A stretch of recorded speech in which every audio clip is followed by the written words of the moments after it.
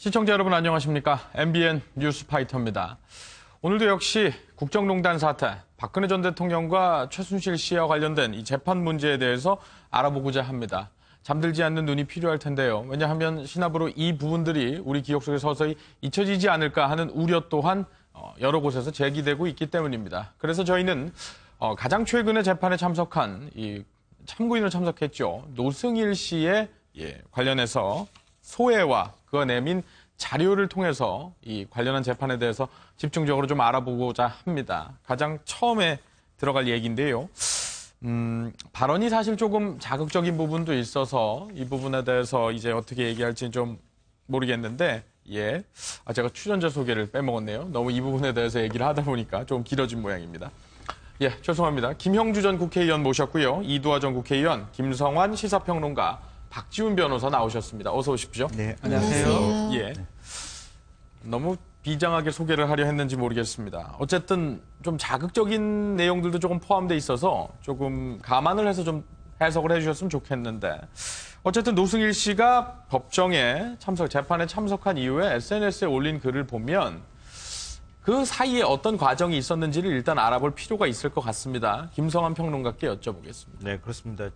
노승일 씨가 조금 흥분을 했던 것 같아요. 제가 보니까. 네. 재판에 증인으로 참석을 했을 때 그때 박근혜 전 대통령하고 최순실 씨 측 변호인들이 이 노승일 부장한테 이른바 이제 그 가족사 문제라든가 이런 것까지 건드리고 왜 K스포츠 재단에서 그만두고 난 다음에 또 다시 들어갔느냐 이러면서 아픈 자신의 어떤 과거사까지 다 들춰냈거든요. 예를 들면 이제 독일의 코스포츠 직원으로 독일에 가서 그 정유라 씨가 말을 타는 부분들을 지원을 해주는 역할을 했는데, 네. 최순실 씨가 전혀 급여도 안 주고 생활비도 지원해주지 않아서 거의 뭐 그 국수를 간장에 찍어 먹는 정도 수준까지 생활하다가 들어와서 내가 뭔가 자료를 수집하겠다 이렇게 한 다음에 다시 이제 그 회사에 입사를 하는 이런 과정이 있었는데요. 그때 이제 해고를 당하고 난 다음에 농산시장이나 이런 데 가가지고 배달 일을 한다거나 이런 것처럼 생활이 굉장히 어려웠는데 그때 기억을 또 떠올리는 어떤 그런 질문을 던진다거나 또 새로운 여자를 만나고 새로운 여성하고 사귀는 문제 때문에 그 여성을 위해서 여권을 만들어 달라고 한다거나 이런 얘기를 끄집어내면서 이 노승일 전 부장의 어떤 신뢰의 문제, 그러니까 진술의 신빙성 문제를 자꾸 거론을 했단 말이죠. 근데 그렇게 하는 모습들을 보면서 굉장히 흥분해서 변호인 측하고 굉장히 격하게 언쟁을 주고받기도 했는데, 그러고 난 다음에 와서 SNS에 이제 저 글을 남겼던 겁니다. 그러니까 박근혜 전 대통령은 멀쩡하게 지금도 잘 재판을 받고 있는데 왜 나는 이런 걸 당하고 있느냐. 네. 이런 것에 대한 감정도 좀 섞여 있었던 것 같고요. 그렇게 해서 본인이 옆에서 지켜봤을 때는 박 전 대통령이 그리고 또 최순실 씨가 유죄임에 틀림이 없는데 만약에 무죄로 석방될 경우에는 나는 정말 실망스러울 것 같다라고 하는 표현을 이른바 좀 극단적인 표현이긴 하지만 자살이라는 표현으로 이렇게 사용했던 것으로 보입니다. 네. 그 발언의 맥락에 대해서 이렇게 알아봤는데, 반대로, 그러니까 왜 이런 재판 과정이 벌어지게 됐느냐, 네. 왜 개인사에 대해서 들추는 이런 상황이 벌어지게 됐느냐도 한번 맥락을 살펴볼 필요가 있죠. 그러니까 실제로는 이제 검찰에서 거의 다 진술을 다 했습니다. 검찰에서 했던 내용을 변호인 측에서는 인정을 못한다 그러니까 직접 법정에 불러서 신문하는 과정이거든요.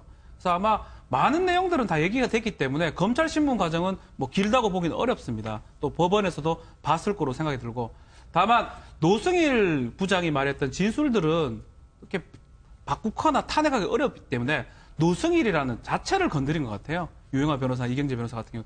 노승일 자체가 잘못된 사람이고 문제가 있는 사람이기 때문에 저 사람의 입을 통해서 나오는 진술은 믿을 수 없다라는 그런 전략을 택한 것으로 보이고요. 실제로 일반 재판에서 자꾸 저렇게 질문을 하면 재판장이 제지합니다. 관계없는 얘기 하지 말라라고 하는데 재판 자체가 상당히 좀 농단 사건이기도 하고 되게 중요한 사건이고 중요한 증인이다 보니까 재판부에서 제지가 없었는 것 같긴데 중간에 제지는 한번 했습니다. 휴정도 하기도 하고요. 싸우다 보니까 결국은 유형아 변호사나 이경재 변호사는 재판 전략적으로 노승일의 어떤 개인적인 부분, 이혼 부분, 그런 부분들을 물었던 걸로 생각이 들고, 노승일 증인 같은 경우는 거기에 대해서 상당히 흥분했고, 그래서 끝난 후에 SNS에 그런 글을 쓴 것으로 보입니다. 네, 제가 아까 증인으로 참석한 부분이라고 정정을 좀 하고요. 노승일 씨가 그 부분에 대해서 제가 소개를 잘못 드렸기 때문에. 노승일 씨가 어쨌든 이 관련 재판에 참석을 해서 저희 MBN과 바로 직후에 인터뷰한 내용이 좀 있죠. 그 관련해서 내용 듣고 얘기 나누도록 하겠습니다. 어제 좀 아쉬운 점이 좀 많습니다. 좀 예. 아쉬운 점도 많고 어저께 같은 경우에는 삼성 얘기보다는 제 개인적인 생각에서는 최순실 변론을 하러 유영아, 이경재요. 두 분 다 최순실 변론을 위해서 나온 건 아닌가라는 생각을 하고 있었습니다. 예. 네네. 그리고 네. 또 마지막에 이제 재판 과정에서 저에 대해서 그 모함을 하는 누가요? 이경재 변호사 쪽에서 이경재 변호사가요? 네네. 그 뭐야 인신공격과 인신공격. 예, 비방하는 그런 아, 발언들이. 그래서 서로 고성이 오갔다는 얘기였습니까? 네, 맞습니다. 어. 근데 어저께 그 유영아 변호사하고 예. 다툼이 좀 있었는데 어제 그 주신문하고 이제 반대 신문 자체가 유영아 변호사 쪽에 많은 시간을 할애해 줬거든요. 예. 근데 그쪽에서 질문하는 것 자체가 다 지금까지 제가 이제 진술 조사를 받았던 게 정치하고 예. 결탁한 거 아니냐. 그다음에 본인의 진술은 신빙성이 없다. 예. 그런 식으로 이제 자꾸 이제 진실을 왜곡돼서 질문이 나와가지고 제가 그 부분 때문에 이제 좀 언쟁이 높아졌습니다. 예. 그러니까 저희가 일반적으로 이 재판에 대한 상식적인 기대는 뭐 관련한 의혹, 예를 들어서 뇌물 사건이라든지 뭐 그 뇌물을 받기 위해서 어떤 재단을 설립했다고 하는데 그 재단이 어떤 식으로 운영이 됐는지 뭐 이 부분에 대한 신빙성을 좀 따져보지 않을까 하는 생각이 있었는데 저희의 기대와는 좀 다른 부분이 더 부각됐었던 것 같습니다.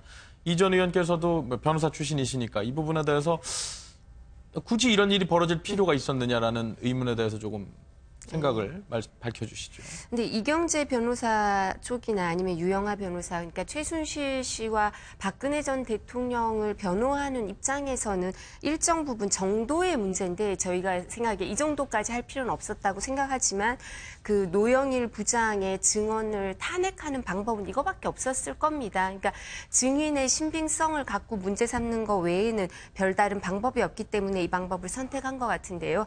재판부에서 휴정을 하거나 아니면 노승일 부장이 정말 이렇게 그 마음이 상해서 이렇게 고성이 오갈 정도의 이런 사태까지 이르는 거는 보통의 재판보다는 훨씬 서로 감정이 격앙되고 지나친 정도가 있는 거죠. 그렇지만 아마 그 노승일 부장이 진술하는 것 중에 일정 부분은 들었다, 누구한테 전해 들었다 이런 얘기가 있기 때문에 사실 그런 전문 증거는 원래 그 증거법에서 이제 아주 제한된 경우에만 증언으로 쓸 수 있고 그런 여러 가지 요소가 있기 때문에요. 그래서 이런 그 방법을 선택한 게 아닌가 싶은데요. 지금 사실 이 내용이 알려지고 또 노승일 씨가 저렇게 얘기를 함으로써 오히려 최순실 씨나 그 박근혜 전 대통령의 변호인들 그리고 당사자들도 비난을 받는 그런 상황이 벌어지는 거니까요. 변호인들이 이 조절을 잘 못한 게 아닌가 이 부분에 있어서도 좀 이렇게 정말 탄핵을 하고 또 일정 부분 효과가 있을 정도로 해야 되지 너무 지나친 거는 오히려 그 의뢰인을 위해서도 이렇게 부정적으로 작용한다는 걸 보여준 예 같습니다. 네. 쟁점이 그러니까 두 가지였죠. 그러니까 노승일 씨의 발언 자체, 그러니까 노승일 씨의 개인적인 문제가 좀 있다라는 얘기와 하나. 그리고 이 노승일 씨의 어떤 주장 자체가 어떤 말씀하신 것처럼 뭐 들었다는 내용. 그리고 이것이 뭐 정치적으로 좀 도모한 흔적이 있다. 뭐 이런 식의 주장인데 그럼 신빙성을 좀 따져봐야 되겠죠. 김영주 전 의원께서는 어떻게 보십니까? 그렇습니다. 종합해 보면 어쨌든 결론적으로는 그 박근혜 전 대통령 측이나 최순실 측이나 어쨌든 현재 검찰이 채택하고 있는 증거 자체의 신빙성 문제, 아니 1차적으로 본인이 직접 들은 것이냐 아니냐의 문제, 여러 가지 증빙에 대해서 계속적으로 어떤 그 전략적인 부분이 있죠. 그래서 그런 부분에 대해서 이제 정말 깊이 있게 따져봐야 될 것 같고 핵심은 정말 그 재판 과정에서 뇌물 사건과 관련해서 삼성과 어떤 재단과의 관계에서 이 증인이 실질적인 어떤 직접적인 들은 이야기라든지 그런 것을 추출해내서 그야말로 정당한 어떤 그 신문 과정을 거쳐야 되는 것인데 그런 것보다는 그 사람의 개인 비리라든지 이런 걸 했고 또 한편으로 보면 노승일 부장 입장에서는 사실은 변호사들이 그렇게 이제 그 신문하는 동안에 전 대통령, 박근혜 전 대통령 혼자서 그냥 낙서나 하고 앉아있고 하는 것이 또 한편으로는 그 개인적 심정으로 보면 저분이 저렇게 편안하게 앉아있어도 되냐 이런 어떤 분노가 이끌어지는 어떤 그런 부분이 됐을 수도 있겠다는 생각이 듭니다. 예.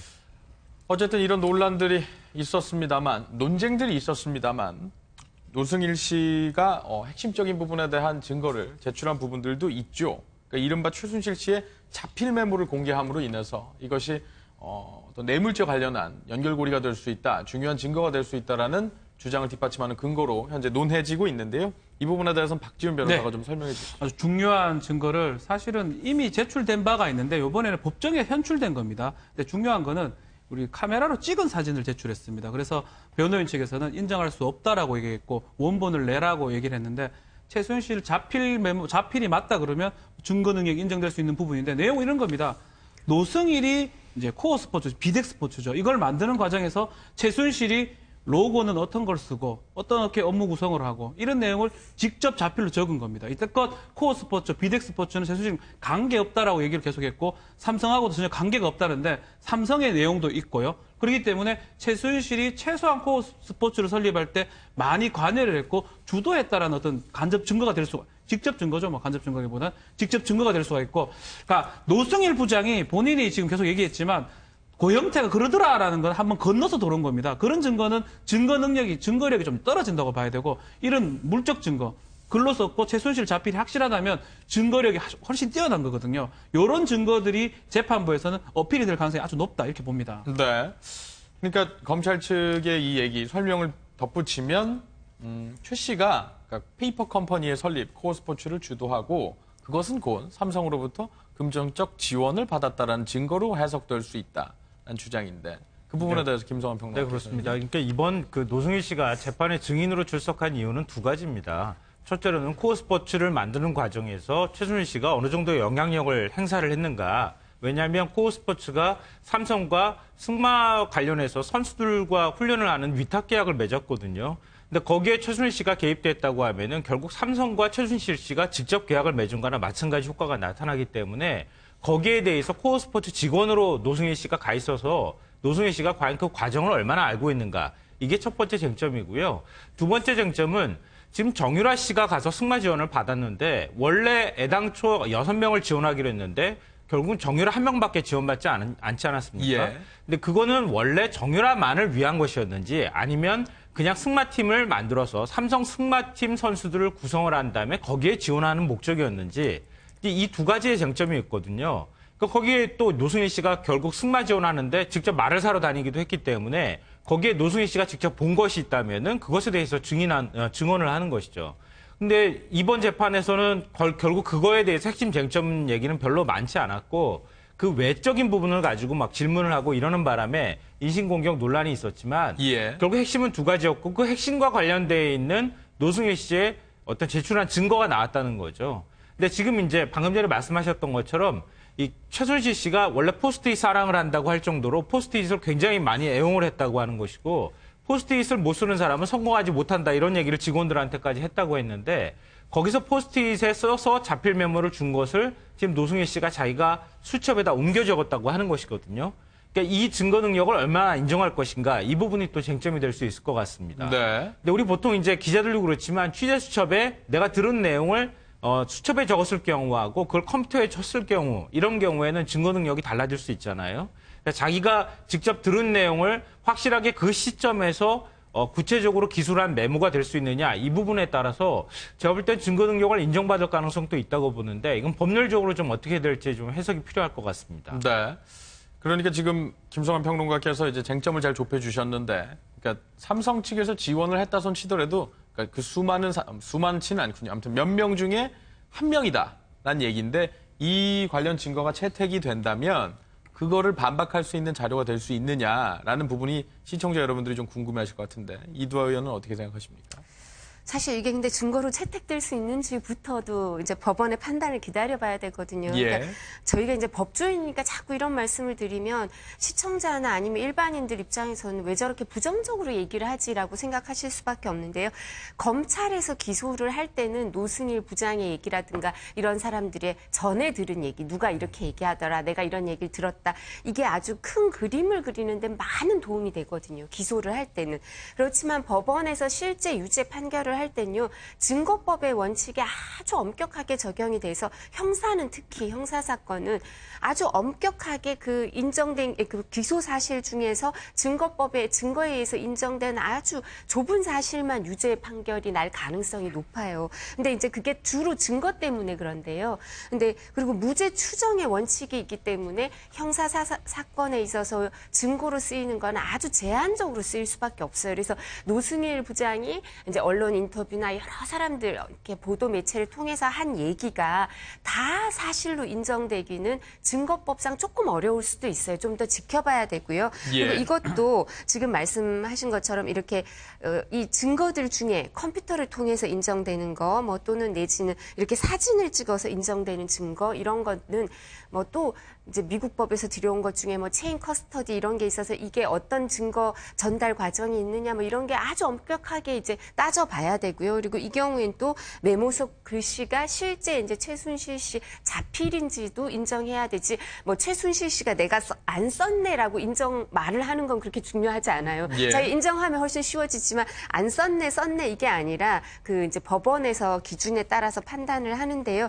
그러니까 아마 검찰의 고민이 이제 정유라 씨 영장이 기각되고 이런 사건에서 보여지는 것처럼 검찰의 고민이 법원에서 판단은 법원의 기준이 있기 때문에 검찰이 이런 부분에서 기소된 사실이 되도록이면 다 그 유죄 판결을 받을 수 있도록 검찰이 증거라든가 이런 부분에서 훨씬 또 노력을 공소 유지를 위해서 노력을 예. 많이 하고 있을 겁니다. 예. 그러니까 메모가 5개인데 그중에 4개는 최순실의 자필 메모라고 지금 노승일 부장이 주장을 하고 있고요. 하나는 얘기한 거를 받아 적었다고 주장을 하고 있습니다. 4개 부분은 자필인지 어떤 필적만 유사하다 그러면 필적이 같다고 뭐 과정했을 때는 그게 찍어왔든 뭐 어떻게 왔든 그거를 뭐 만들 수는 없잖아요. 조작할 수는 없기 때문에 그건 인정받을 가능성이 큰데 문제는 본인이 얘기했던 걸 들었던 부분입니다. 안종범 수첩하고 똑같은 경우거든요. 안종범 수첩 같은 경우는 VIP가 지시한 내용을 적었고 뭐 비서실장 지시한 걸 적었는데 그게 계속적으로 적어가지고 이 사람의 업무 패턴 자체가 얘기를 들으면 적고 그게 확실하기 때문에 증거로 쓸 수가 있는 거고 정말 지금 말씀대로 지시했다라는 그 자체만으로 메모를 했는 거는 증거를 인정받기 쉽진 않을 것 같아요. 다만 노승일 부장이 어떤 정황에서 저거 메모를 했고 또 이거 말고도 메모한 정황 몇 번 있는지 이런 것들을 다각적으로 봤을 때 법원이 증거로 채택할 수 있다 이렇게 봅니다. 네. 그럼 이 부분도 좀 정리를 해보죠.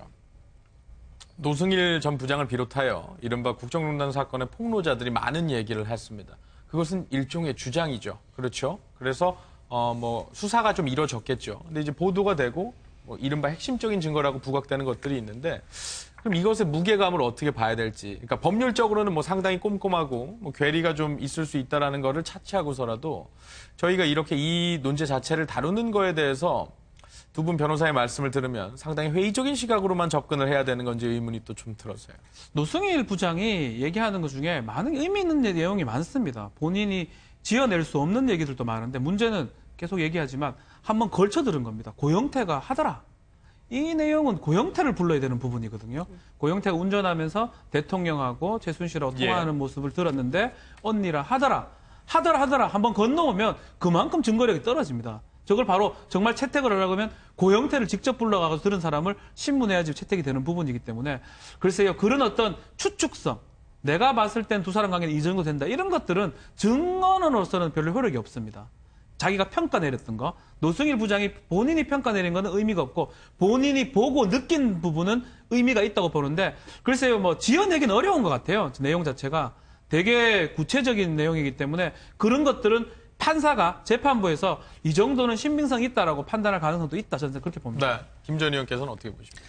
저는 뭐 여러 가지 이제 단계별로 다르죠. 예를 들어서 이제 그 페이퍼 컴퍼니를 만들었을 때 그 시점, 과연 이제 그것을 실제적으로 본인은 이제 그 본인 무관하다고 얘기했기 때문에 그런 것을 그 본인 주장하고 실제 지시한 것의 어떤 위정 가능성이 문제가 있고 그 회사를 만들어졌다고 하더라도 어떻게 삼성이 그 길을 이용하고 어떻게 돈을 지원했는가 또 실제적으로 승마협회라고 하는 부분이 있지 않습니까? 박은호 전무를 비롯해서 그런 전체적인 그림 속에서 하나하나 정확하게 실질적인 1차적 증거들을 모았을 때 그것이 상당한 수준의 어떤 맥락상으로 이어진다라고 하는 것이 1차적인 것이고 그리고 난 다음에 방금 우리 박 변호사 말씀하신 것처럼 그게 1차적 진술이냐 2차적 진술에 따라서 어떤 상당 말하자면 어떤 그 실질적인 어떤 증거 채택 여부를 가려낸다면 상당한 정도의 어떤 그 검찰 기소에 준하는 그것이 일정 정도는 말하자면 뭐 각하가 되더라도 전체적인 어떤 의혹을 해소하는 데는 부족함이 없지 않겠나 그렇게 생각이 듭니다. 네. 사실 그 노승일 부장이나 이제 고영태 씨나 이런 사람들이 언론에 여러 가지 얘기를 하면서 제가 아까 검찰이 기소를 하는데 큰 그림을 그리는 데는 도움이 된다고 말씀을 드렸던 게요. 아, 그렇다면 누구누구의 계좌를 추적해 봐야겠다. 누구누구의 컴퓨터를 뒤져봐야겠다. 어떤 법인의 등기부 등본을 떼봐야겠다. 이런 거에 수사의 단서를 계속 주는 거거든요. 그래서 저분들이 얘기한 거는 그런 의미에서 큰 의미가 있는 거고요. 근데 이제 구체적으로 사실관계를 확정하는 법원에서는 이 사람들이 어떤 얘기를 들었다. 이것만으로는 안 되고 검찰이 이제 중요하다고 제가 아까 말씀을 드린 것처럼 계좌를 추적해서 자금이 이렇게 흘러갔다. 이런 거를 이제 그 수사를 저 사람들의 진술을 뒷받침하는 구체적인 물증을 검찰이 확보해서 법원에 이제 제출을 해야 되는 거죠. 네, 알겠습니다. 그래서 노승일 전 부장이 이제 얘기한 것 중에서 방금 전에 이제 말씀하셨던 맥락에서 굉장히 의미 있다고 볼 수 있는 것이요. 그러니까 앞서도 잠깐 말씀드렸던 것처럼 코어스포츠의 직원으로 가서 삼성과 이 최순실 씨 간의 계약을 맺고 그리고 정유라가 실질적인 어떤 삼성의 돈으로 수혜를 보는 이런 것들은 노 전 부장이 다 알고 있는 사실이거든요. 그럼 그것하고 노 전 부장의 어떤 진술하고 실제 증거 능력을 갖고 있는 것하고 어떻게 부합하는가 이 부분을 살펴야 될 것 같은데 그런 면에서 예를 들어서 최순실 씨가 삼성을 극구 삼성이라는 이름이 입에 오르내리는 걸 꺼려가지고 S라고 칭했다고 한다거나 계약할 때 주고받은 이메일에 K라고 삼성을 지칭했다고 한다거나 뭐 이런 내용들 있잖아요. 그런 것들은 삼성과 최순실 씨 측이 주고받은 이메일을 확인해 보면 거기에 K라는 표현이 돼 있다거나 아니면 삼성을 S라고 표현을 했다고 삼성 쪽에도 얘기를 했다거나 이런 식으로 같이 맞춰져서 그게 서로 간의 전체적인 그림 안에서 사실과 부합하다고 될 만한 진술이 나왔을 경우에는 그거는 굉장히 신빙성이 있을 수 있는 거죠. 그러니까 그 노승일 부장의 어떤 그동안의 이 국정농단과 관련해서 굉장히 큰 틀 안에서는 직접 박 전 대통령을 만난 적도 없고 고영태 씨를 통해서 들었거나 아니면은 박원호 전무를 통해서 들었던 내용들이 굉장히 많이 있지만 이 그 삼성의 어떤 뇌물죄 혐의라든가 박 전 대통령의 뇌물죄 혐의와 관련해서 독일에서 있었던 일만큼은 굉장히 신빙성 있는 진술들을 많이 내놓고 있다고 봐야 될 것 같습니다. 네, 결국엔 좀 가려서 봐야 될 필요가 있다라는 말씀으로 정리를 하고 오늘 국정농단 사건에 관련한 시간표를 좀 들여다보면은 박근혜 전 대통령의 이제 블랙리스트 관련한 재판이 오늘 또 예정돼 있고요. 또 하나로는 장시호 씨, 그러니까 뭐 특검의 복덩이다, 뭐 여러 가지 별칭들도 많이 제기된 부분이기도 한데 오늘 밤 구속 만료로 석방이 된다고 해서 이 국정농단 피의자 중에 처음 풀려나는 사례라고 해서 잠깐 들여다볼 텐데요.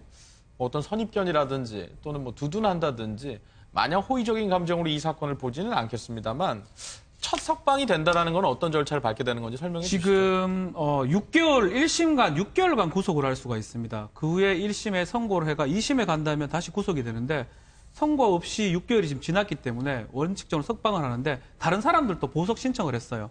뭐 김종이라든지 이런 사람들을 했는데 뭐 정호성도 마찬가지고요. 보석 기각을 하고 또다시 구속영장 청구를 했습니다. 이 사람들은 아마 6월 7일 6개월이 지난다 하더라도 계속 가는데 장시호 같은 경우 검찰에서 정말 괜찮게 생각한 것 같습니다. 보석 얘기도 안 했지만 시간이 지나고 구속영장 청구를 안 하면 당연히 석방이 되는 상황이고 아마 오늘 밤 그러니까 내일 0시를 기준으로 아마 석방이 자정이죠. 될 걸로 생각이 들고요. 석방이 된다 그러면 실제로 시사하는 바는 저는 이게 좀 제 생각이긴 한데요. 정유라한테 시사하는 게 좀 크지 않을까. 개인적 생각인데 검찰에 많이 협조를 하면 어느 정도 검찰에서 구형도 나중에 반영이 됩니다. 저러면 구형도 약하게 하고 석방도 시켜줄 수 있다. 뭐 이런 의미가 있는 거 아닌가. 다른 사람 뭐 정호성, 김종 다 청구했는데 기각된 상황이거든요. 그렇기 때문에 이제 장시호 같이 아주 적극적으로 검찰이 협조한다면 어느 정도 혜택을 받을 수 있다. 이런 또 어떤 메시지가 되지 않겠나 생각이 좀 듭니다. 예. 그러니까 1심의 구속 기간은 6개월 만료라는 건 절대 어길 수가 없거든요. 이 부분은 이제 누구한테든 동일한 원칙인데요. 이와 관련해서 법원이 선제적으로 할 수 있는 건 아무것도 없습니다. 법원은 6개월 안에 선고를 하든지 아니면 6개월 지나서 선고를 할 만큼 내용이 복잡하면 사람을 풀어주고 선고를 해야 돼요. 근데 이제 이 부분과 관련해서 검찰이 할 수 있는 권한이 있는 거죠. 검찰은 이 6개월이 다가오는데 이 피고인과 관련된 다른 범죄 사실을 이제 적발해서 수사를 해서 그 부분을 다시 추가 기소를 하면 또 6개월을 연장을 할 수 있거든요. 법원에서 영장이 나오면. 그렇기 때문에 검찰에다 수사를 협조하면 6개월이 지나면 나올 수가 있는 거죠. 사건이 복잡하면. 그렇지 않으면 다른 사람들은 이 사건이 복잡하더라도 검찰이 다시 또 추가 기소를 해서 계속 추가 기소를 하는 식이면 나올 수가 없는 거여서 지금 말씀하신 것처럼 박 변호사님 말씀하신 것처럼 그 정유라 씨한테도 시사하는 바가 있고요. 또 지금 그 만기가 다가오고 있는 김종 전 차관이라든가 이 사건 관련자들 다른 사람들한테도 시사하는 바가 있는 거죠.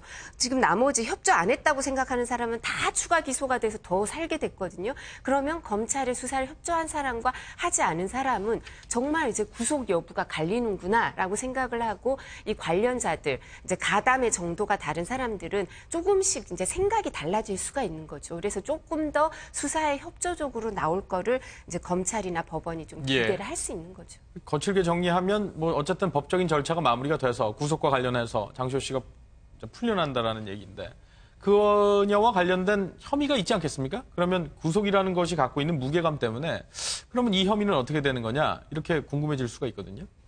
네, 김성환 평론가. 뭐 불구속 상태에서 계속 재판을 받는 것이니까요. 그거는 뭐 그 유무죄하고 상관없이 재판이 진행되는 것이어서 다만 이제 구속을 한 상태에서 이 인신 구속을 한 거잖아요. 신체의 자유를 제약하고 제한한 상태에서 이 재판을 진행하는 과정이라고 한다는 것은 그것 자체가 또 하나의 형벌을 가하는 거나 마찬가지 효과가 나타날 수 있는 거거든요. 근데 그런 면에서 검찰이 그렇게 하지 않았다고 하는 것은 물론 뭐 추가로 기소할 만한 혐의가 없다는 얘기이기도 할 수 있지만 그동안에 이제 장시호 씨가 굉장히 특검이나 검찰 조사에 협조를 했다고 하는 점이 반영이 된 것으로 보이고요. 저는 이제 장시호 씨가 물론 이제 장시호 씨가 개입한 이번 국정농단에서 개입한 혐의나 아니면 운신의 폭은 굉장히 좁았다고 생각해요. 왜냐하면 동계스포츠영재센터 설립과 그걸 운영하는 과정에 있어서 일부 돈을 횡령했다고 하는 거나 업무방해 혐의나 이런 정도만 지금 적용이 된 상황이거든요. 네. 그 나머지 굉장히 활동을 많이 했다고 하면은 아마 구속기한이 만료되고 협조를 했다 하더라도 풀어주기 어려운 상황일 수도 있었을 텐데 그러지 않았기 때문에 나름 이제 협조한 측면도 고려해서 추가로 기소를 하지 않고 풀어줄 수밖에 없는 상황을 만들었다 이렇게 보이고 다만 이제 이렇게 풀어주는 부분에 대해서 이 장시호 씨의 입장도 굉장히 아마 마음은 불편할 겁니다. 왜냐하면 지금 그 한때 같이 한솥밥을 먹었던 친척이잖아요. 친족의 분류로 이제 포함시켜도 될 정도의 아주 가까운 사이였는데 그런 사람들하고 다 등을 돌려버린 상황이 됐고 정유라 씨 같은 경우에는 뭐 불구속이 현재 된 상황이긴 하지만 정유라 씨와의 관계도 굉장히 불편할 수밖에 없을 겁니다. 그런 점에서 그렇게 앞으로 혼자 풀려났다고 해서 편한 삶을 살기는 좀 쉽지 않지 않을까 그런 생각은 합니다. 제가 짧게 덧붙이자면 사실 법원은 이렇게 당사자들이 왜 이렇게 불구속 상태에서 재판을 받기를 좋아하냐면요. 불구속 상태에서 재판을 받으면 재판이 길어지면서 유무죄를 훨씬 다툴 시간이 많아져서 무죄나 아니면 일부 무죄나 그러니까 좀 더 유리하게 판결이 나올 가능성이 높고요. 그리고 법원의 성격이 이제 뭐 이렇게 저희가 예단하기는 좀 그렇습니다만 한 번 이렇게 구속 만기든 보석이든 한 번 풀어주고 나면 실형 선고가 조금 어려워져요. 확률이 낮아지거든요. 그렇기 때문에 장시호 씨도 아마 초범이고 하니까 다시 구속되는 예는 아마 실형이 선고될 가능성이 좀 떨어질 겁니다. 네. 박 전 대통령하고 최순실 씨의 관계도 하나만 더 덧붙여서 알아보도록 하겠습니다. 그러니까 뭐 같이 재판을 받게 되면 뭐 서로가 서로를 찌르는 이런 형국이 될 수도 있다라는 전망들이 조심스럽게 나왔었는데 뭐 아직까지는 의문부호가 찍히는 것이 사실이지만 뭐 박 전 대통령 측의 변호인과 최순실 씨의 측과의 어떤 뭐 신경전이 조금 벌어졌다라는 얘기도 있던데 이거는 어떻게 봐야 될까요? 글쎄요, 이제 박 전 대통령 변호인이 뭐 이상철 유영하 변호사고요. 최순실은 이경재 변호사인데 조금 문제가 좀 됐습니다. 이 시간 특히 이제 증인신문 순서가 있습니다. 그러니까 유영하 변호사가 통상 먼저 하고, 그러니까 어쩌면 이경재 변호사는 피고인이 불출석이기 때문에 변론이 분리됐기 때문에 사실은 안 해도 그만인데 참석 안 됐는데 먼저 본인이 증인신문을 하는 상황이 연출이 됐고요. 박 전 대통령이 이번 재판에서 뭐 그림도 그린다 하지만 사실 재판이 피곤해요. 12시간씩 있으면 변호사들도 좋습니다. 피곤하기 때문에. 그거는 충분히 이해하는데 유일하게 화를 좀 낸 것 같아요. 왜 먼저 하느냐라고 눈을 부리키면서 봤다고 지금 알려져 있거든요. 그러니까 순서부터 이제 혹시 이경재 변호사가 최순실한테 유리한 어떤 질문들을 하지 않을까. 막 그런 부분 때문에 신경전을 하고 있고 이게 처음 같아요. 노석일 중요한 증인이지만 앞으로 중요한 증인 더 많습니다. 고영태도 있고 많이 나와야 되는데 예. 나올 때마다 지금은 최순실이 안 나와가지고 둘이 같이 있는 모습이 연출이 안 됐지만 다음엔 나온다고 봤을 때 그렇다면 순서, 내용 또 최순실이 직접 신문합니다. 직접 신문하는 과정에서 자신한테는 유리하고 박 전 대통령한테 불리한 얘기를 한다 그러면 아마 불상사 뭐 이런 게 일어나지 않을까 생각이 듭니다. 네, 전해진 보도에 따르면 최순실 씨 측은 최서원이라고 불러달라 이제 개명을 했기 때문에 이 부분은 뭐 감정적인 부분으로 해석을 할 수 있을 가능성이 크겠지만 박 전 대통령 측의 소송 기록 열람 요청을 거절했다라는 것은 어떤 맥락으로 봐야 될지. 그러니까 사람들이 조금 거칠게 판단하기로는 이런 부분이 있습니다. 그러니까 이 둘의 관계가 틀어지게 된다면 뭔가 지금까지는 알려지지 않았던 다른 내용들이 새롭게 불거질 수 있지 않을까. 현재 그들만의 어떤 감춰왔던 부분들이 새롭게 드러나는 계기가 되지 않을까. 이런 기대겠죠. 그 부분에 대해서 법률적으로 해석을 일단 부탁드릴게요. 근데 사실 이 부분은 좀 더 지켜봐야 되겠지만 그냥 이제 이 열람 요청을 거절해도 또 절차를 밟아서 받아볼 수 있는 부분도 있거든요. 그럼 시간이 더 오래 걸리겠죠. 그러니까 이렇게 전략적으로 그 유영하 변호사 측에서 박근혜 전 대통령 측의 변호인은 시간을 최대한 끌려고 할 겁니다. 그러니까 6개월 만기라는 그 시간을 어떻게 넘겨보려고 노력을 최대한 할 거거든요. 그러니까 박근혜 전 대통령에 대해서 추가 기소를 검찰이 하기는 쉽지 않을 거다. 그러니까 6개월이 지나면 불구속 상태로 나갈 수 있다 이런 생각을 갖고 있는 것 같아요. 네. 그와 관련해서 모든 행위를 정리할 수 있어요. 최대한 시간을 끄는 걸로. 그래서 이 부분도 서로 얘기를 맞춰서 그렇게 할 수도 있는 거고요. 아니면 일반인들이 그냥 보는 것처럼 그리고 또 그런 면도 있을 수 있는데 박 변호사님 좀 전에 말씀하신 것처럼 공범들은 항상 재판을 하다 보면 아무리 동일한 입장을 취해야 유리하다고 생각해도 재수의 딜레마가 있는 것처럼요. 얘기를 하다 보면 증인신문이나 뭐 사소한 걸 하면서 마음이 서로 상하게 돼요. 서로 몰랐던 일을 법정에서 막 알게 되거든요.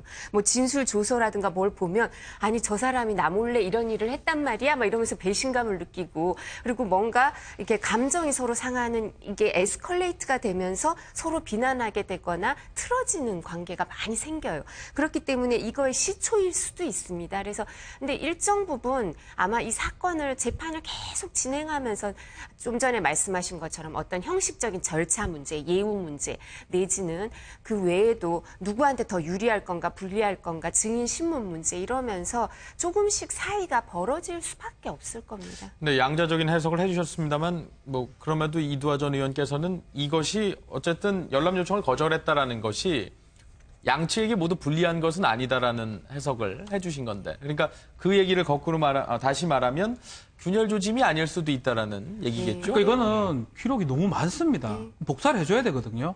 저희도 그런 게 있어요. 재판을 같이 중간에 선임이 된다 그러면 기록을 같이 좀 봐야 되는데 솔직히 귀찮을 수도 있고요.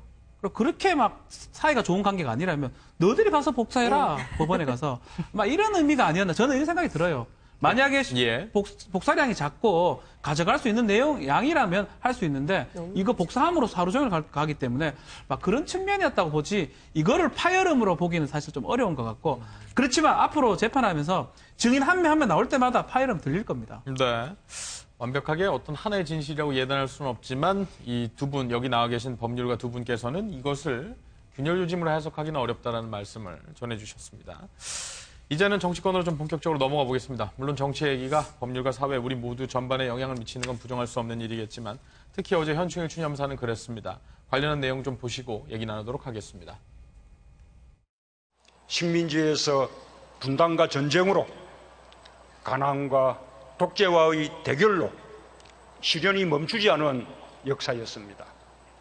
애국이 그 모든 시련을 극복해냈습니다.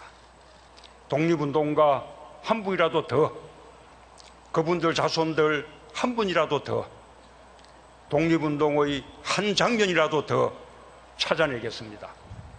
이제는 노인이 되어 가난했던 조국을 온몸으로 감당했던 시절을 회상하는 그분들께 저는 오늘 정부를 대표해서 마음의 훈장을 달아드립니다. 애국은 오늘의 대한민국을 있게 한 모든 것입니다. 보수와 진보로 나눌 수도 없고 나누어지지도 않는 그 자체로 온전히 대한민국입니다. 무엇보다 애국의 역사를 통치에 이용한 불행한 과거를 반복하지 않겠습니다. 네, 김 전 의원께 바로 여쭤보겠습니다.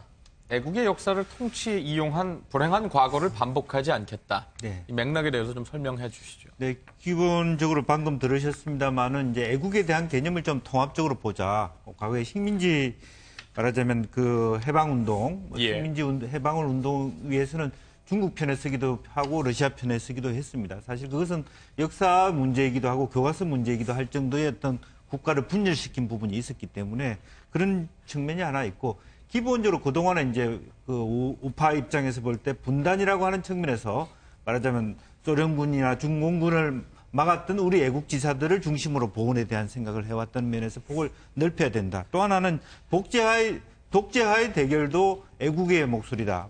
반독재 투쟁한 분들도 민주화 운동한 분들 다 애국 열사의 한 분으로 같이 봐달라. 그래서 결과적으로 보수 진보 없이 외국을 다 같이 나라를 위해서 힘쓴 사람으로 힘을 모으자라는 측면이고, 따라서 그러한 부분에 대해서 그동안에 보훈 단체들이 지나치게 어떤 그 말하자면 한쪽 라인에서 정치적으로 우파적 개념으로만 보훈을 생각한다든지 애국을 생각한다든지, 그리고 또 뭐 그동안에 정경련이나 이런 단체를 통해서 청와대가 간접 지원한다든지 이런 부분에 있어서 마치 본의 아니게 애국한 사람들이 하나의 정치적 이념적 편향에 들고 그것이 정치적으로 이용하려 했고, 또 그것을 통해서 일정한 경제적 이득을 보고 이런 부분들의 사슬을 끊겼다라고 하는 것이 이번 어떤 그 현충일에 말하자면 추념사에 나타나는 배경이고, 그런 것보다는 과거의 방식 그런 것보다는 피우진 말하자면 보훈처장을 장관급으로 예우하고, 또 모든 이런 부분 식민지 해방을 위해서 일했던 분,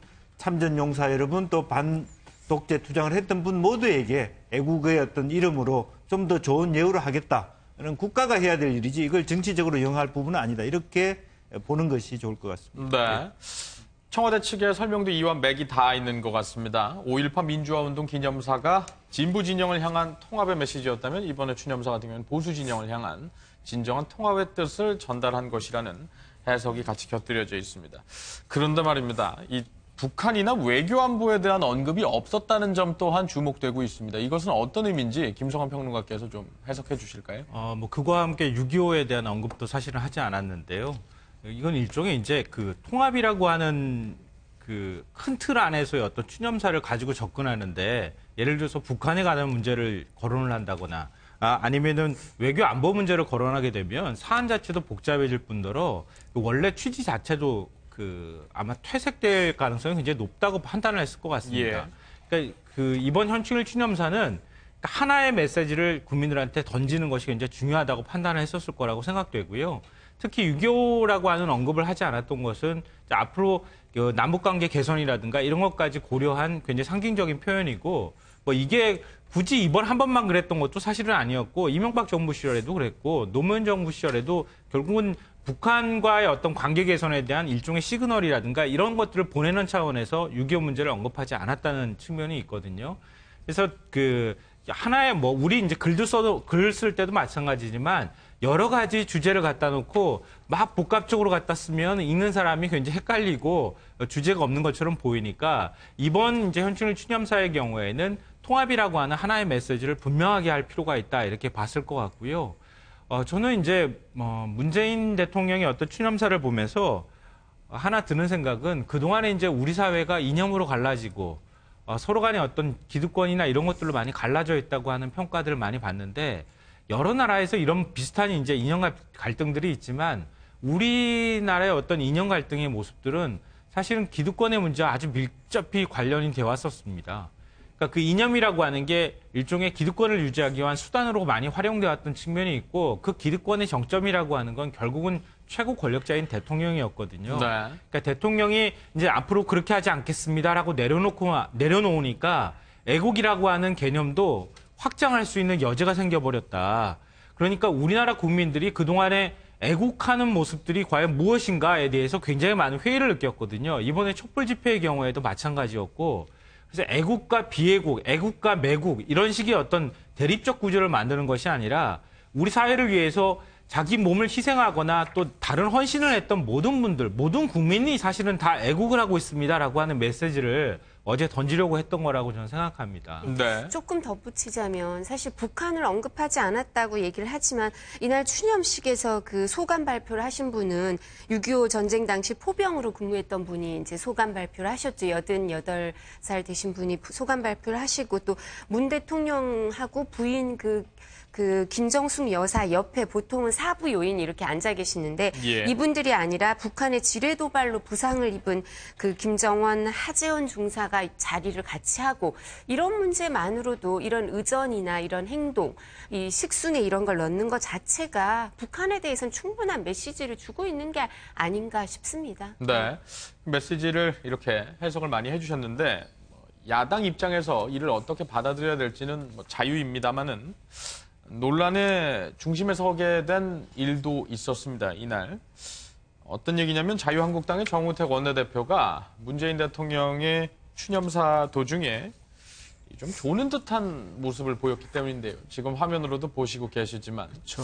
예, 눈을 좀 감고 있는 모습을 보이고 있어서 뭐 완벽하게 잤는지 어쨌는지는 옆쪽에 있는 사람들이 이렇게 뭐 보기 전까지는 모르죠. 본인도 아니라고 하기는 했습니다만 조는 것으로 추정되는 모습이 예. 보는 게 맞는 것 같고요. 근데 조금 확연하게 대비되는 게 주위 사람들 보면 저렇게 눈 감은 사람은 없습니다. 그리고 혼자 저러고 있고 만약 고개를 떨구었다 그러면 이제 또 그럴 수 있는데 고개는 떨구진 않았기 때문에 본인 해명에 따르면 좋은 건 아니고 음미했다고 하긴 합니다.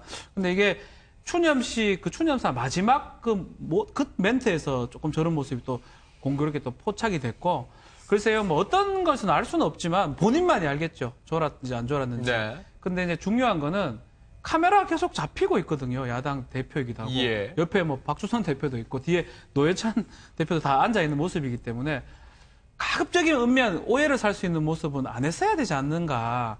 암만 음미하려 눈 뜨고 음미를 하든지 해야 되는 모습이 아니죠. 저거는 얘기를 한 번 하면 또 구설수에 오를 수가 있거든요. 그래서 더 논란이 된 게, 옆에 보면 아무도 저래 눈 감고 음미하는 사람 아무도 없기 때문에 예. 조금 문제가 되고 있습니다. 예.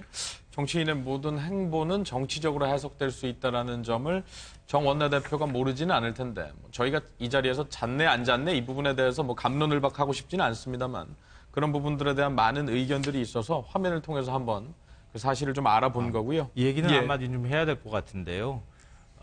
그동안에 이제 우리 한 9년 정도가 이제 보수 정권이 집권을 했는데 현충일 추념식이든 뭐 어떤 이제 여러 가지 이제 정부 기념 행사를 보면 항상 대통령이 중심에 있었습니다. 피해자나 거기에서 많은 부분에서 마음의 상처를 입은 분들이나 이런 분들이 그 중심에 있지 않았고 항상 대통령이 중심에 있었고 그 대통령이 무슨 발언을 하는가에만 우리가 관심을 가져왔다는 거죠. 어제 현충일 추념식 같은 경우에도 진정한 주인은 따로 있었던 거죠. 그러니까 무명용사들부터 시작해서 독립투사들 그리고 지금까지 뭐 문재인 대통령도 언급을 했지만 우리 사회를 위해서 헌신하고 희생됐던 그 많은 사람들이 다 주인공 자리에 앉아 있어야 하는데 대통령이 그동안에 앉아 있었던 그 모습들을 국민들이 지켜보다가 어제 그렇지 않을 수 있구나라고 하는 것들을 국민들이 직접 눈으로 확인하는 자리였다는 거예요. 근데 과거 9년 동안에 그런 모습들을 제대로 보여주지 않았던 그 정당을 이어받은 자유한국당의 사실상 집권당 대표라고 하는, 그 야당 대표라고 하는 분이 저기에서 저런 모습들을 보여주면 국민들이 어떤 느낌을 받겠습니까? 그러니까 굉장히 오히려 더 실망을 많이 할 가능성이 훨씬 더 많다는 것이고요. 우리 오얏나무 아래에서 가끔 고쳐매지 말라고 하는 말 있는데 저기에서 오히려 더 보수로서 정돈되고 좀 품격 있는 모습 그리고 더 오히려 많은 그 상위 군경이라든가 아니면 거기에서 희생된 유족이라든가 이런 분들을 좀 품어 안아 주는 모습을 더 먼저 나서서 보여줬으면 대통령보다도 훨씬 더 주목을 받았을 텐데 그렇지 않고 오히려 저런 모습으로 더 구설에 올랐다는 것 자체가 굉장히 역설적이다 이렇게 생각합니다. 예. 메시지적인 측면에서 논란을 불러일으킨 것도 있습니다. 자유한국당의 경우에는 현재 대표가 없죠. 7.3 전대를 통해서 이제 대표를 선출해야 되는데 홍준표 전 경남지사 직전에 대선 후보가 SNS에 글을 남겨서 또 한 번 파장이 일었습니다. 체제를 파괴하려 한 사람들이라는 주어를 달았습니다. 단도직입적으로 여쭤봐야 될까요? 누구를 지칭하는 얘기인지 아니면 뭐 어떻게 해석을 해야 좀 온건하게 올곧게 해석할 수 있는 것인지 궁금해집니다. 이것은 주무탁 원내대표가 지난번에 5.18 기념식에서 임의를 위한 행진곡을 같이 제창하지 않는 것과 거의 맥을 같이 한다고 보여집니다. 그래서 기본적으로는 대체로 큰 의미에서의 반독재 민주화 투쟁 많은 민주화 운동을 하신 분들 중에서 일정 정도는 종북 좌파가 있다 이렇게 생각하시는 분들이 있고 또 혹여라도 그 내부에서 말하자면 5월 강주에서 들고 일어나신 분들 중에서는 상당히 불순 분자가 있다 이렇게 생각하시는 거 아닌가 조심스럽게 그렇게 봐야 될 것 같습니다. 네, 일단은 정치적으로 논란이 이렇습니다. 관련 자당에서도 비판하는 메시지가 있었고 여당에서도 마찬가지 얘기가 이렇습니다. 관련한 메시지 한번 들어보겠습니다. 적절치 못한 타임이고 내용 자체가 굉장히 함의적으로 표현돼 있지만 그러니까 한국당을 더 고립되게 만드는 그런 발언이 아닐까 하는 걱정이 있다. 홍 전 지사의 발언은 지금 대한민국이 하나 되어서 통합으로 가고 있는 이 시점에서 다시 분열을 촉구하는 그런 발언이라고 생각합니다. 대통령 통합의 메시지는 메시지대로 받아들여야 된다고 봅니다. 이런 홍 전 지사의 과거의 발언과 좀 연계해서 그러니까 본인이 정치를 굉장히 잘한다고 자평을 하시지 않습니까? 그래서 어떤 모든 발언들이 다 계산되고 한 발언이다라는 점에 비춰봤을 때 이 역시도 그럼 무엇을 의도한 것이냐 그리고 7.4 전대라는 것은 엄연히 존재하는 사실이고요. 이 두 개를 연관시켜서 해석을 하는 것이 무리일 것이냐 억지냐 이런 부분에 대한 생각도 있을 것 같습니다. 아니요, 홍 전 지사는 대선 끝나고 난 다음에 SNS에 올리는 메시지는 결국은 나는 당권 도전할 거고 나를 대표로 추대하든 아니면 나를 선출해달라고 하는 메시지를 다 담고 있는 것이라고 보고요. 네. 지금 이제 자유한국당 내부에서 대선 평가에 대한 시각도 좀 엇갈리고 있는 것 같고요. 앞으로 어느 쪽으로 우리가 가야 되는가 그 보수의 어떤 방향성에 대해서 서로 간에 이해관계가 엇갈리고 또 세력적으로 봐도 친박이니 비박이니 이제 이런 것들에 대한 이해관계도 좀 걸려 있는 것 같긴 합니다. 근데 좀 핵심은 그런 것 같아요. 그러니까 저는 자유한국당이나 홍준표 후보한테 묻고 싶어요. 자유한국당이 이제 극우의 길을 갈 것인지 솔직히 고백해야 될 때가 왔다. 자꾸 이렇게 얘기를 해버리면은 진짜 자유한국당은 극우 정당 취급을 받을 수밖에 없다고 저는 생각합니다. 그러니까 그동안에 우리나라 보수 정당이 항상은 아니지만 대체적으로 야권하고 싸우고 진보 세력하고 싸워서 선거에서 거의 대부분 승리를 할 수 있었던 그 배경에는요. 국민들한테 안정감을 줬기 때문이거든요. 그러니까 나라가 흔들리거나 아니면 야권에서 뭐라고 이렇게 요구를 하더라도 그걸 품어안거나 아니면 그거를 어느 정도 안정감 있게 끌고 나갈 수 있는 힘이나 이런 것들을 갖고 있다고 하는 점이 제일 큰 부분에서 작용을 했던 겁니다. 예를 들면 이념적으로 공격을 한다 하더라도 대부분은 야권이 오히려 손해를 봤거든요. 그런 부분에서 색깔이 선명하게 드러날 경우에는. 근데 그런 것들을 유지해 왔기 때문에 지금의 한국의 어떤 보수가 있을 수 있는 것인데 지금의 이제 보수를 대표하는 자유한국당의 모습을 보면은 옛날에 선단을 끌고 다니는 큰 함선같이 그런 이제 큰 무리를 가지고 있었다고 하면은 지금은 그 모든 배들을 다 버려고 떠나보내고 난 다음에 그냥 배 한 척 달랑 남은 것 같은 그런 모습을 본다는 것이죠. 그러니까 지금 자유한국당이 좀 지향해야 될 바는 오히려 많은 분들한테 더 다가가고 더 포용하고 한 명이라도 더 끌어들이고 그리고 배 한 척이라도 더 늘려가지고 옛날에 과거의 그 어떤 보수 정당의 모습들을 다시 재현하는 것일 텐데 그런 모습들을 별로 보여주지 않는 것 같아서 지금 참 걱정이 되기도 합니다. 네. 현재 시각이 10시 9분 정도를 지나고 있습니다. 오늘 오전 10시에는 일괄적으로 인사청문회가 동시다발적으로 열리죠. 한 3곳에서 열리는데 무슨 얘기냐면은 헌법재판소장 김희수 후보자의 임명 동의에 관한 지금 인사청문회가 열리고 있고요. 그리고 강경하 외교부 장관 후보자, 그리고 김동연 경제부총리 겸 기재부 장관 후보자에 대한 인사청문회가 오늘 열려서 이른바 슈퍼 수요일이라는 별칭이 붙기도 했습니다. 오늘 관련해서 현재 시청자 여러분께서는 이 모두 발언을 국회에서 열리는 3곳의 인사청문회 모두 발언을 듣고 계십니다. 후보자 본인들의 얼굴이 지금 나왔고 김동연 후보자 같은 경우는 이제 막 끝난 것 같습니다. 관련해서 이 얘기로 바로 넘어가 보도록 하겠습니다. 일단은 슈퍼 수요일이라는 의미에는 단순히 물리적으로 3곳에서 열린다. 3명의 후보자에 대한 인사청문회가 열린다라는 것을 의미하는 것은 아닐 겁니다. 관련한 의혹들에 대해서 야권이 좀 벼르고 있다. 이런 해석이 더 맞을 것 같습니다. 김 전 의원께 여쭤보겠습니다. 아무래도 이제 이낙연 총리 후보 같은 경우는 보고서 채택을 통해서 어렵사리 했습니다만은 어쨌든 통과가 됐고요. 네. 또 김상조 공정거래위원장 후보도 보고서 채택 부분은 이제 9일로 연기하자는 국민의당 요청에 의해서 뭐 결정이 어떻게 났는지는 모르겠습니다만 예. 마지막 숨고르기를 하는 것 같습니다.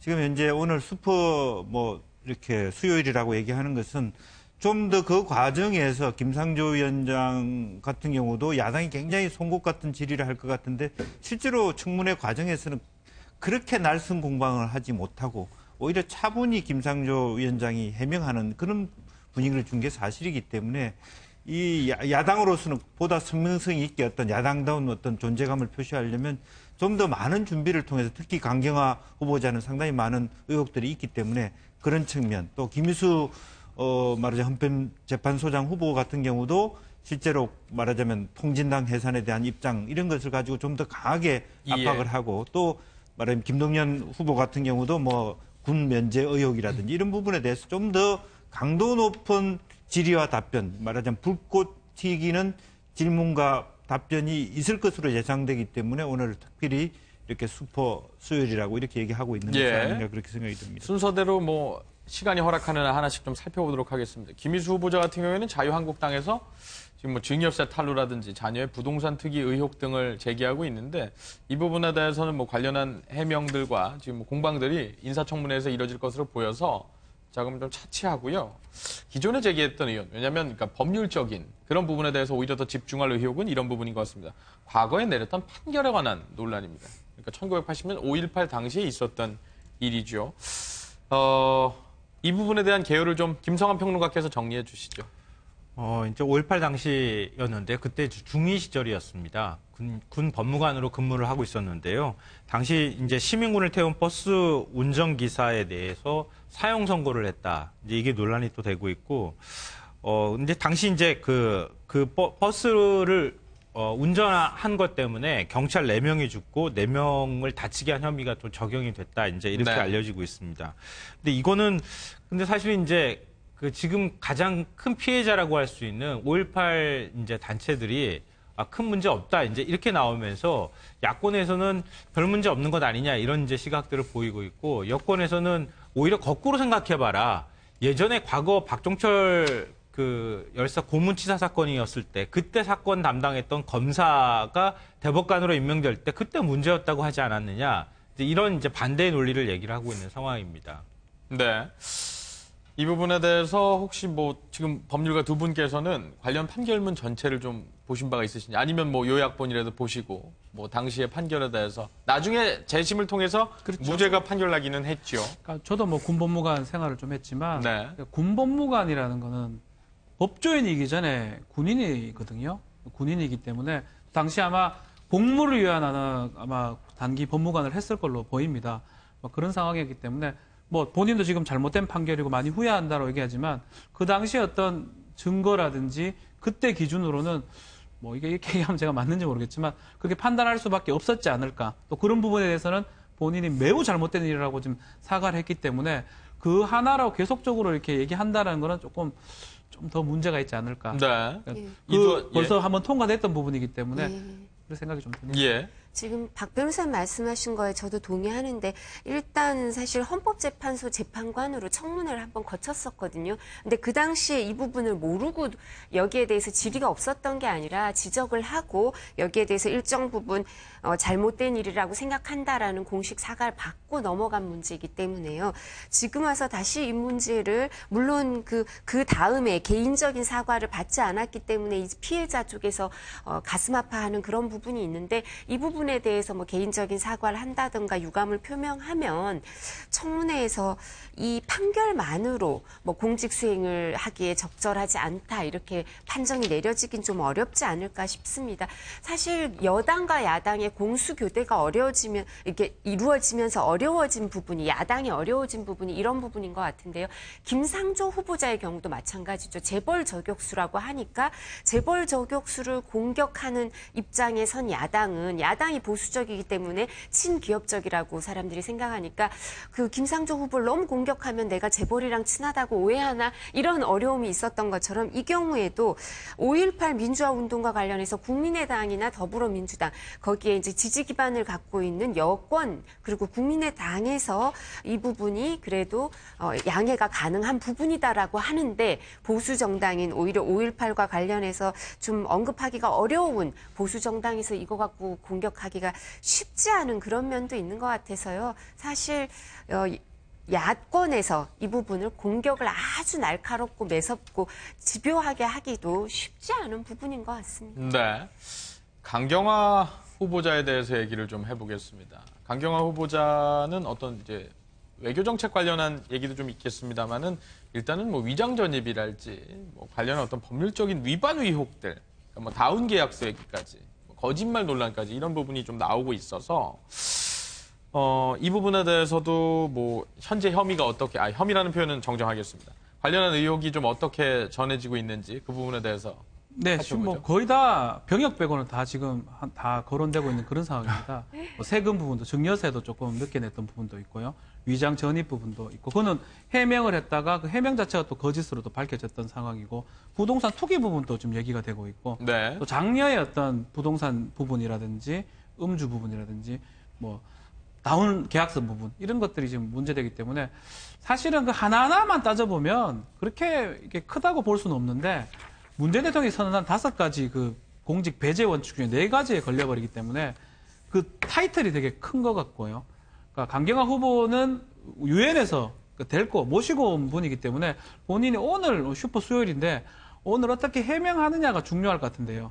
이게 실정법 위반도 있고 아닌 것도 있는데 또 위반이라 하더라도 시간이 다 지났기 때문에 시효는 끝나버린 상황입니다. 법적으로 따져보면 뭐 법적으로 문제될 만한 건 사실 없습니다. 다 도덕적인 부분인데 그거를 잘 좀 이렇게 국민 눈높이에 맞게 해명을 좀 해야지 김상조 후보자를 좀 반면교사 삼아야 될 것 같아요. 오히려 더 잘 해명해가지고 더 좋게 됐는데 강경화 후보자도 막 그렇게 한다면 무리는 없을 것 같은데 만약 그렇지 않는다 그러면 논란이 될 거로 생각이 좀 듭니다. 네. 김 전 의원께서는 어떻게 생각하십니까? 사실은 핵심은 어떤 그런 것들은 이미 본인이 사전에 자기 잘못을 인정하고 문제점을 제시한 것도 있는데 핵심은 거짓말을 했느냐 안 했느냐. 지금도 말이 바뀌고 있던 부분이 굉장히 저는 위험스럽다고 생각이 듭니다. 예를 들면 초지일관 자기가 처음부터 얘기를 할 때 뭐 물론 남편과의 관계라든지 가족 전체가 누구든지 간에 말을 할 때 정확하게 그 말하자면 오해가 없도록 얘기할 필요가 있었다고 보고 또 청와대에서도 이분을 납점했을 때 좀 더 일목요연하게 이 부분에 대한 의혹과 해명을 딱 공식적으로 해서 그것이 왔다 갔다 하지 않게 해야 되는데 초기에 사실은 좀 잘못한 부분이 대응을 잘못했다고 보여집니다. 이제 와서 뭐 남편이 모르고 했는데 본인이 해명한 말이 또 알아보니까 사실과 다르고 이랬을 때는 상당히 어떤 도덕성의 문제. 그러니까 실제로 실정법을 위반한 거는 위반한 그대로 또 그와 별도로 이 사람이 과연 국제적인 어떤 우리나라의 외교 수장으로서의 신뢰를 인정받을 수 있는가 하는 의혹들이 들기 때문에 이런 부분은 굉장히 더 본인이 한마디 할 때 그냥 그걸 위기 모면하겠다는 차원이 아니라 정확하게 국민 앞에서 솔직하게 대응하는 것이 제일 중요한 자세 같습니다. 김성환 평론가께는 법률 위반도 위반이지만 뭐 그 부분에 대해서 평론해 주셔도 되고 외교부 장관으로서의 정책적인 능력, 이 부분도 청문회에서 좀 살펴봐야 될 부분 아니겠습니까? 그 부분도 함께 평가해 주시죠. 근데 뭐 오늘 청문회 때 아마 그 부분에 대한 질의도 집중될 것으로 보입니다. 뭐 양자의 그 외교라든가 아니면 사강 외교를 해본 적이 한 번도 없고 그렇기 때문에 주로 이제 다자외교 그리고 난민 인권 문제 이런 쪽에 주로 이제 유엔에서도 있어 왔기 때문에 과연 외교부 장관으로서 그만큼 능력을 발휘할 수 있겠는가라고 하는 부분에 대해서 좀 우려하는 시각도 있기 때문에 이 부분에 대한 질의에서 오늘 어떻게 답변하는가 이것도 굉장히 중요할 것 같고요. 개인과 관련돼 있는 의혹에 대해서는 사실은 저는 김상조 후보자 인사청문회를 보면서 이 제기된 의혹만을 가지고 그걸 가지고 뭔가 문제가 있다 없다 표현하는 거는 자신이 좀 솔직히 없어졌어요. 왜냐하면 그러니까 그 전에 사전에 그런 내용들을 다 밝히면 좋겠지만 밝히지 못하는 사정 같은 것도 있을 수 있거든요. 그리고 지난번에 이제 김상조 후보자가 여러 가지 이제 인생 스토리를 얘기를 하면서 굉장히 많은 분들이 사실은 우리가 생각했던 거하고는 좀 다른 측면이 있구나라고 하는 이해되는 측면들이 굉장히 많이 부각이 됐던 것도 있었거든요.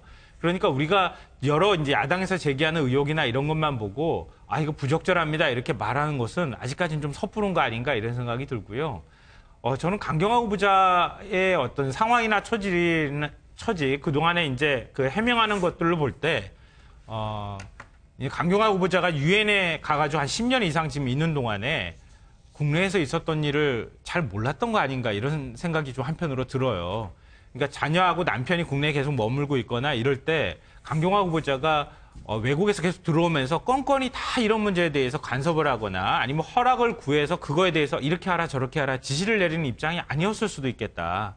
만약에 그렇다고 하면은 남편인 교수가 자녀들하고의 어떤 일들을 하면서 거기에서 이제 그 뭐 부동산을 사고 파는 문제라든가 뭐 이런 것들을 많이 하게 된 게 있지 않을까. 그래서 오히려 이 위장전입 문제 같은 경우에도 초기에 청와대에서 물어봤을 때 강경화 후보자보다 남편이 오히려 목소리를 더 내면서 오히려 더 거짓말 논란에 휩싸인 측면도 있지 않을까 하는 이제 그런 어떤 삶의 맥락이라든가 가정사의 맥락이 좀 숨겨져 있는 듯한 느낌을 받아서 아직까지 이렇습니다 이렇게 단정적으로 말하기는 좀 어려웠어요. 오늘 인사청문회 때 강경화 후보자가 얼마나 설득력 있게 이런 부분을 설명하는가 또 낮은 자세를 보여주느냐에 따라서 아마 평가도 좀 달라질 수 있지 않을까 생각합니다. 예. 사실 지금 아마 이 후보자 청문회를 하면서요. 이제 청문회 답변을 써주는 사람들 있죠.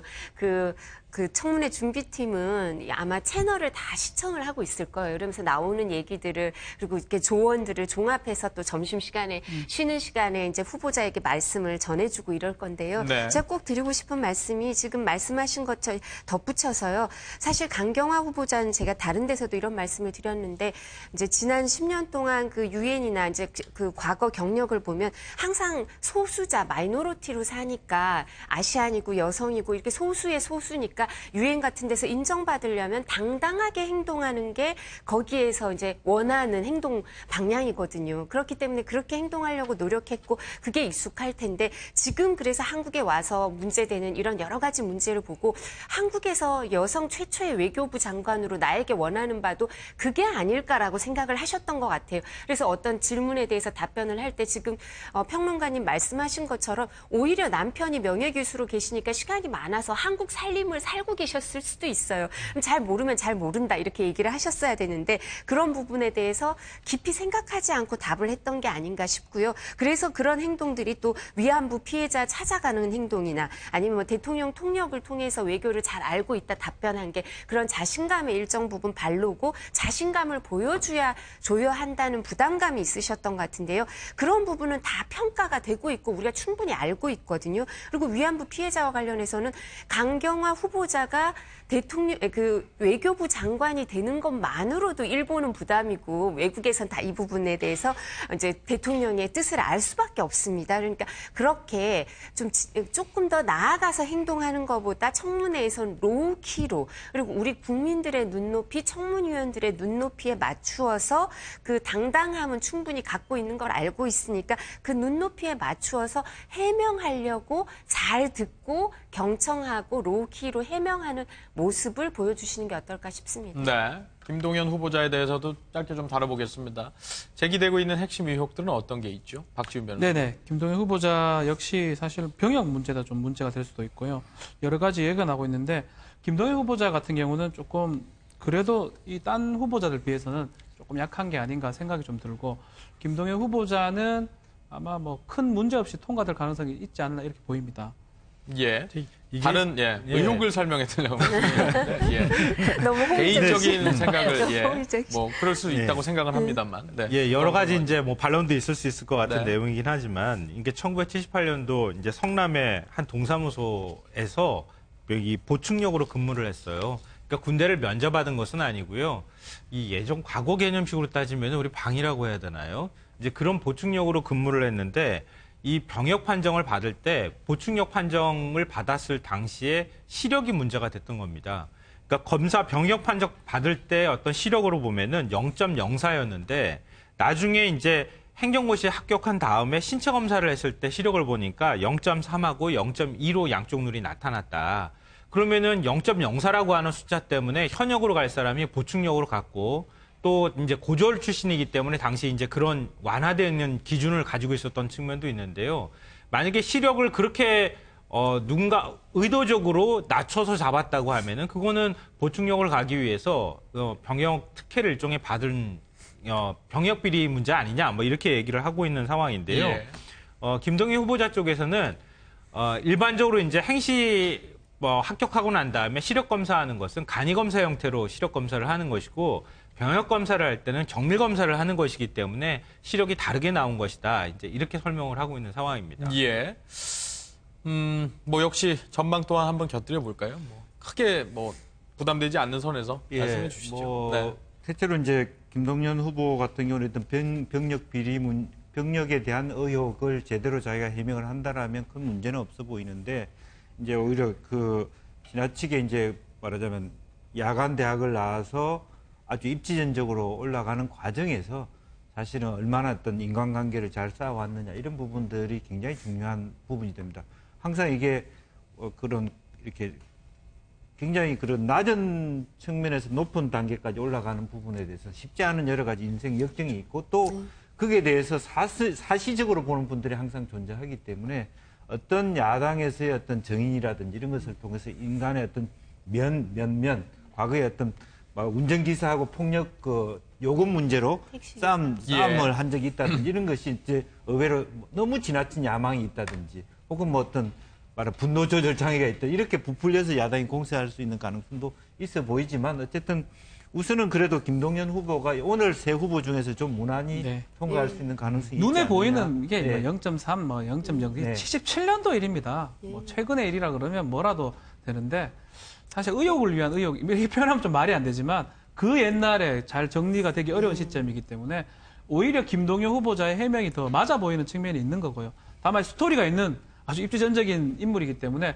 그런 측면에서 다른 질문들이 오히려 오가지 않을까 이렇게 보입니다. 그리고 경제 정책이 지금 사실 어떤 식으로 변화할 건가. 김동연 후보자는 여러 정권에서 발탁돼서 일을 했었기 때문에요. 그리고 특히 보수 정권에서 할 때 경제 정책과 지금 제이노믹스라고 하는 문재인 대통령의 그 정책에 있어서 차이점, 그리고 어떻게 본인은 생각을 하는지, 거기에 대해서 어떤 생각을 갖고 임할 건지, 이런 정책에 대한 질문이 많이 이어졌으면, 왜냐하면 지금 경제가 나아지길 기대하는 게 국민들이 가장 큰 그 부분이니까요. 민생 경제에 대해서 어떤 생각을 갖고 있는지, 경제 정책에 대해서도 그 청문위원들이 좀 많이 물어보셨으면 싶습니다. 예.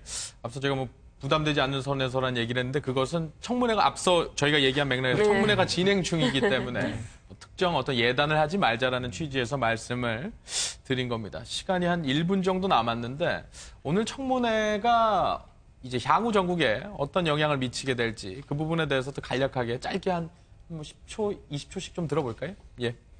저는 우선 그 청문을 제안의 입장이 아직은 시스템이 부재한기 때문에 여러 가지 문제가 많지만 어쨌든 야당이 전체적인 새 정부의 국정 공백을 줄이기 위해서 많이 협조해 줬으면 좋겠다는 생각이고 그럼에도 불구하고 자유한국당은 어쨌든 당내 결속을 위해서 아마 많은 반대를 할 겁니다. 그러나 국민의 눈높이에서 이 문제를 해결했으면 좋겠다는 생각을 하게 됩니다.